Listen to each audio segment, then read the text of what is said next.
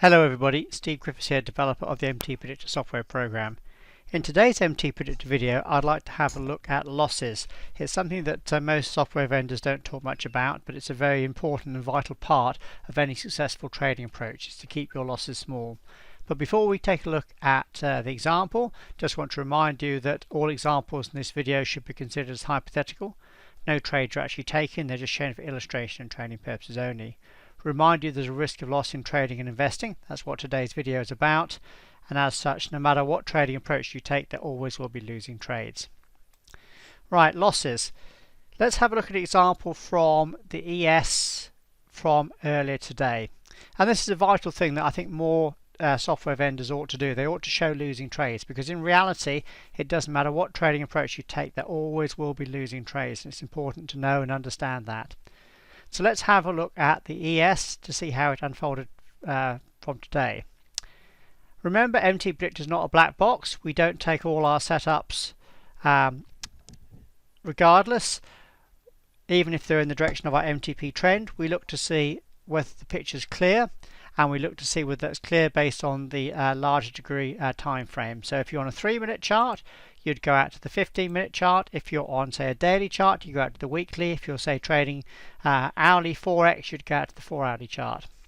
So for this, let's use our trading mode here, and I'll jump back to before today even began, and you can see that we had a pivot high back here. So you'd right mouse click, you do decision point, that gave you an area of potential resistance. That's on the chart in advance. If I turn trading mode off, you can see what's happened so far today. The market went up into that level and then started to decline. So now if we go down to the shorter time frame on the 3-minute chart, I want to go back and have a look at, you can see our history triangle here. So I want to show you what happened at that time there. So if I jump back to where that bar is, you can see that gave us a potential TS3, W3 or Wave 3 trade setup. Now at the time, and it's important to look at examples at the time, because in hindsight does nobody any good whatsoever.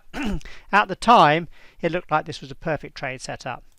Whereas the market was making a reversal off our higher time frame resistance. You can see there, nailed the high perfectly. The initial move down looked like a wave 1. Our MTP traded got red.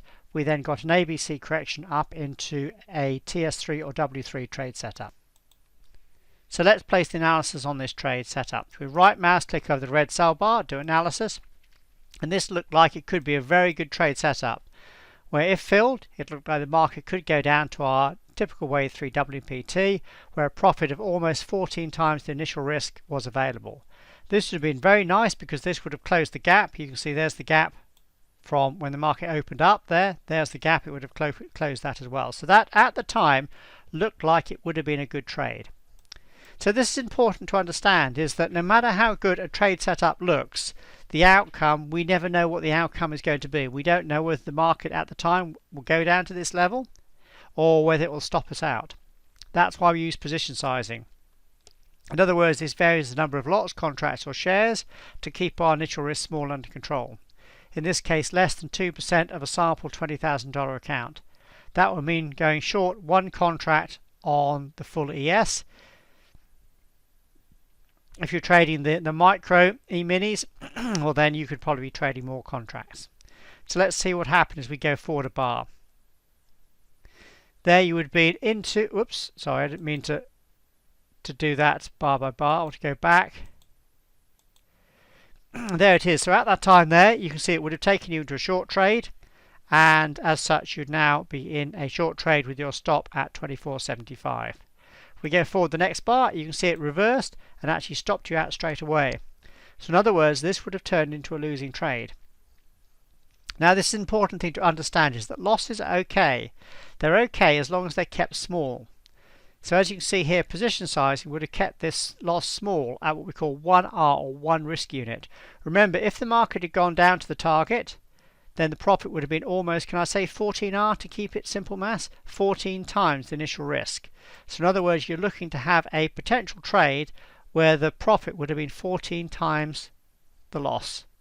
So these are good trade setups to take, not because this would have been a loss, but the loss was kept small in relation to what the potential profit was. If I turn trading mode off, you can see that the market did actually carry on higher and is now carrying on the way up here at the moment. So this is important to understand. No matter how good your trade setup is at the time, there can and will and always will be the possibility of having trading losses. In other words, losses can and will and always do unfold, but the important point is keeping these losses small. And I wish that software vendors would actually show more examples of losing trades so people understand that no matter what trading approach you take, there always will be losing trades, but the important thing is to keep those losses small. And that's what we do with MTPredictor.